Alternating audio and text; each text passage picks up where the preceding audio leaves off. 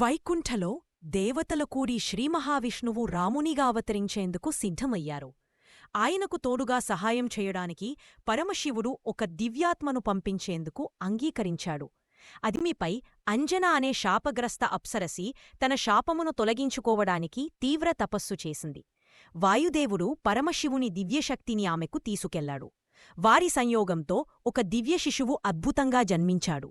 హనుమంతుడు ఉదయపు వెలుతురులో జన్మించాడు.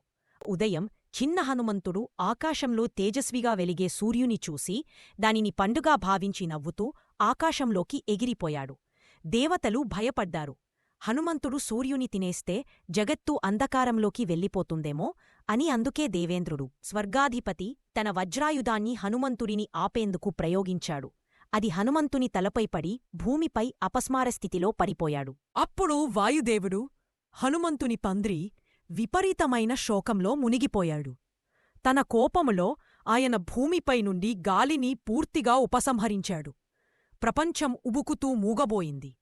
వాయువుని ప్రసన్నం చేసేంకు మరియు హనుమంతునిని మళ్లీ ప్రాణలాతో లేపేంకు దేవతలు కలిసి హనుమంతునికి అద్భుతమైన శక్తులను ఇచ్చారు. తరువాత తన చిన్నతనంలో చేసిన తూబకారణంగా కొంతమంది ఋషులు హనుమంతునిపై శాపం విధించారు. అతను తన శక్తులను మరిచిపోతాడు. ధర్మరక్షణ కోసం ఎవరో అతనిని గుర్తుచేసే తప్ప మరలేవు. అయితే హనుమంతుడు ఈ శక్తులను మరచిపోయినా అతని భవిష్యత్తు ఖరారు అయ్యింది.